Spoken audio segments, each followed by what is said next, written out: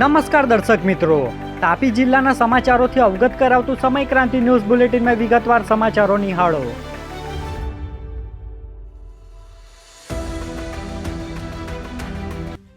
સોંગરના Mandan toll plaza પાસે બેફામ કારનો કહેર, ટેમ્પો પલટી ખાઈ ગયો. સોંગઢ તાલુકાના માંડણ ટોલ પ્લાઝા નજીક પૂરપાટ ઝડપે દોડી રહેલી કાર બેકાબૂ બની આગળ ચાલતા ટેમ્પાને જોરદાર ટક્કર મારતા ટેમ્પો પલટી ખાઈ ગયો હતો. અકસ્માત બાદ ઘટના સ્થળે જ અફરાતફરીનો માહોલ સર્જાયો હતો. સદનસીબે કોઈ જાનહાનિ થઈ ન હોવાનું જાણવા મળ્યું છે, જ્યારે ટેમ્પાને કાર ચાલકને ઈજાઓ પહોંચી હોવાનું જાણવા મળ્યું હતું, તો બીજી તરફ વાહનોને નુકસાન પહોંચ્યું હતું. વ્યારામાં બાળ મજૂરીનો પર્દાફાશ, દુકાન માલિક સામે ગુનો દાખલ. વ્યારાના બરસાના રેસિડેન્સી ખાતે આવેલી પીઓપીની દુકાનમાં બાળ મજૂરી કરાવવામાં આવતી હોવાની ફરિયાદના આધારે શ્રમ વિભાગે તપાસ હાથ ધરી હતી. તપાસ દરમિયાન બાળ મજૂર મળી આવતા તેને મુક્ત કરાવી દુકાન માલિક કાલુભાઈ સાહેબ અલી અંસારી સામે બાળ મજૂરી પ્રતિબંધક કાયદા હેઠળ ગુનો દાખલ કરવામાં આવ્યો છે. શ્રમ વિભાગે વધુ કાર્યવાહી હાથ ધરી છે. તાપી લોકલ ક્રાઇમ બ્રાન્ચની ટીમે બારડોલીના ગુનામાં વોન્ટેડ ફરાર આરોપીને ઝડપી પાડ્યો. તાપી એલસીબીની ટીમે બાતમીના આધારે વ્યારાના દુધિયા પીરની દરગાહ નજીકથી છેતરપિંડીના ગુનામાં ફરાર વોન્ટેડ આરોપી મયુરભાઈ ભરતભાઈ પાટીલ રહે ઓમ રેસિડેન્સીને ઝડપી પાડ્યો છે. આરોપી સામે બારડોલી ટાઉન પોલીસ મથકે નોંધાયેલા ગુનામાં વોન્ટેડ હતો, જે આરોપીને એલસીબીએ ઝડપી પાડી વધુ કાર્યવાહી માટે વ્યારા પોલીસને સોંપ્યો હતો. વ્યારાના લખાલી ગામની મહિલાની જાણ બહાર લાખોની લોન, કેનેરા બેંકના મેનેજર સહિત 7 સામે ગુનો. વ્યારાના લખાલી ગામની 58 વર્ષીય મહિલા વજલીબેન ગામિતના નામે તેમની જાણ બહાર લાખો રૂપિયાની લોન મંજૂર કરી લોનની રકમની ઉચાપત કરવાના મામલે વ્યારા પોલીસ મથકે ગુનો નોંધાયો છે. આ કેસમાં લોન એજન્ટ સંદીપ કોકણી, કેનેરા બેંકના જે તે સમયના મેનેજરો, કર્મચારીઓ, નોટરી વકીલ અને કેશિયર સહિત કુલ 7 આરોપીઓ સામે ફરિયાદ નોંધાતા બેન્કિંગ ક્ષેત્રમાં ખળભળાટ મચી ગયો છે. પોલીસે વધુ તપાસ હાથ ધરી છે.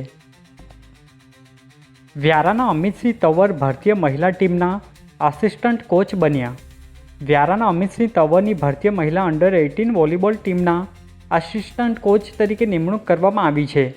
તેઓ થાઇલેન્ડ ખાતે યોજાનારી એવીએસી એશિયન મહિલા અંડર 18 વોલીબોલ ચેમ્પિયનશિપમાં ભારતીય ટીમ સાથે દેશનું પ્રતિનિધિત્વ કરશે. તેમની આ સિદ્ધિને લઈને વ્યારા સહિત સમગ્ર ગુજરાતમાં ગૌરવની લાગણી વ્યાપી છે.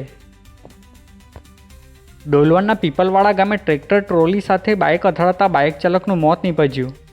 ડોલવણ તાલુકાના પીપલવાડા ગામે બાઇક ટ્રેક્ટરની ટ્રોલી સાથે અથડાતા ગંભીર અકસ્માત સર્જાયો હતો. અકસ્માતમાં બાઇક ચાલક બચુભાઈ સિમગુભાઈ કોકણીને માથા તેમજ શરીરના અન્ય ભાગોમાં ગંભીર ઇજાઓ પહોંચતા તેમનું મોત નીપજ્યું હતું. ઘટનાની જાણ થતાં પોલીસ સ્થળ પર પહોંચી હતી અને મૃતદેહને પોસ્ટમોર્ટમ માટે ખસેડી વધુ તપાસ હાથ ધરી છે. ઉછલના હોલીપાડા શાળાના 1 નહીં 2 વર્ગખંડો આપો, ગ્રામજનોની માંગ સાથે આવેદન. ઉછલ તાલુકાના હોલીપાડા પ્રાથમિક શાળામાં ધોરણ 1 થી 5ના વિદ્યાર્થીઓ અભ્યાસ કરે છે, પરંતુ શાળાનું પોતાનું મકાન નથી. 2 વર્ગખંડની માંગણી સાથે માત્ર 1 વર્ગખંડની મંજૂરી મળતા ગ્રામજનો અને વાલીઓમાં અસંતોષ ફેલાયો છે. મામલતદારને આવેદનપત્ર પાઠવી વિદ્યાર્થીઓના શિક્ષણ હિતમાં 2 વર્ગખંડો અને જરૂરી શૈક્ષણિક સુવિધાઓ મંજૂર કરવાની માંગ કરવામાં આવી છે. સોંગઢના ઘુસર ગામમાં પાણી ઢોળી નાખવાના મામલે મારામારી, 3 સામે ગુનો દાખલ. સોંગઢ તાલુકાના ઘુસર ગામમાં પાણી ઢોળી નાખવાના બાબતે થયેલી બોલાચાલી મારામારીમાં ફેરવાતા પોલીસ ફરિયાદ નોંધાઈ છે. ફરિયાદી રેવાભાઈ ગામિત અને તેમના પત્નીને માર મારી ઈજાઓ પહોંચાડવાના આરોપસર સીમાભાઈ ગામિત, આકાશ ગામિત અને રમીલાબેન ગામિત સામે ગુનો દાખલ કરવામાં આવ્યો છે. ઘટનાની જાણ થતાં પોલીસે ગુનો નોંધી વધુ તપાસ હાથ ધરી છે. આજે બુલેટિનમાં બસ આટલું જ, અને સમય ક્રાંતિ ન્યૂઝ ચેનલને લાઇક, શેર, કોમેન્ટ્સ અને સબસ્ક્રાઇબ અવશ્ય કરી લેશો, જેથી કરી તમને તાપી જિલ્લાના સમાચારોની અપડેટ મળતી રહે. અને મને રજા આપશો. આભાર. જય હિન્દ, જય ભારત.